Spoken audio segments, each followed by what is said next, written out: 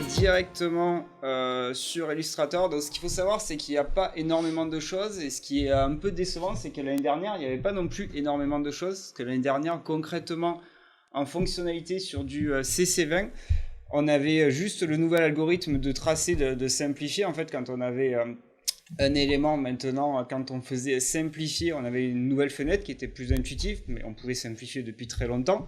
Donc ça, c'était l'année dernière, et avec la correction automatique de l'orthographe. Donc cette année, il y a 2 choses qui sont sorties, en sachant qu'il y en a une qui est sortie cet été, en août. C'est-à-dire que de base, maintenant, on va pouvoir beaucoup plus s'amuser avec les polices, avec des notions de repères. Alors de base, attention, vous n'avez pas les fonctionnalités, il va falloir aller les chercher. Donc c'est les fonctionnalités d'options d'accrochage au glyphe en fait. Et du coup, ça va vous rajouter tout ça, qui peut être coché, on peut valider ou pas, si on va afficher justement ces notions de repères.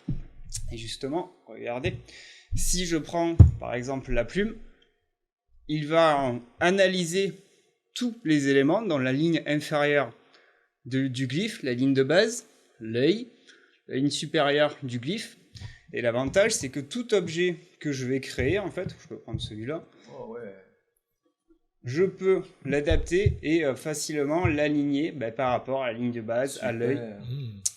Alors le truc qui m'a plu, c'est que, bon ça c'était août, on est d'accord, c'est pas CC21, mais ça a été mis en avant dans CC21. C'est que je peux faire un clic droit et lui dire d'accrocher à une glyphe, donc vu que j'étais sur la lettre V, au glyphe V. Et là, ce qui est intéressant, c'est que par exemple, si je veux reavoir la diagonale, parce qu'elle est validée là ici, je vais pouvoir déplacer mon objet et dès que je suis sur la notion de diagonale, il va me dire ok, c'est bon, tu es dessus, tu vas pouvoir t'amuser. Pour les logos, c'est super. Ouais. Ça change tout. Ça, ouais. Et l'avantage, c'est que même avec la plume, là, si je veux continuer un tracé, je peux directement lui dire ok, et directement, il va m'aider. Alors, j'ai pas peut-être les points d'ancrage, si. Bon, là, on voit qu'il a du mal. Faut vraiment. Ah si, on l'a vu. Ouais, à un moment donné, mais c'est qu'il y en a trop en fait. Là où ça fait des années qu'on bricole avec des traits, qu'on essaie d'orienter. Moi je le faisais à la vue, je tournais le logo, je le mettais contre la lettre. Surtout que ce qui est cool, c'est que combiné avec vraiment les glyphes, parce que si je prends le texte, je peux me dire allez, on peut prendre une glyphe spécifique. Déjà ça c'est bien, ça, c'est beau les glyphes. Celle-là, et là combiné avec ça, c'est plutôt pas mal. Donc c'est un petit truc qui va changer la donne pour les logos. Et ensuite ils ont rajouté un autre truc.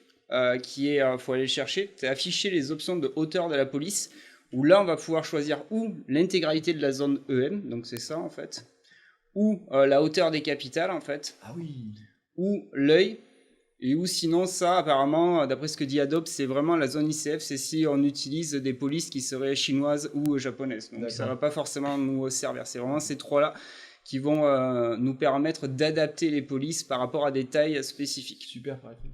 Donc le panneau caractère... du coup, la hauteur que tu donnes, c'est la hauteur de ceux que tu as choisi là. Voilà, c'est ici en fait, c'est de ceux que tu as choisi là. Alors de base, c'est toujours réglé sur la zone EM, la totalité du cadre. Mais ce qui peut être pratique, c'est on veut gérer que la hauteur, justement, des capitales par rapport à la hauteur d'un élément qu'on aurait mis à droite à gauche. Là, on est vraiment sur un système de précision entre l'analyse justement de l'anatomie des polices et des tailles en fait. Super.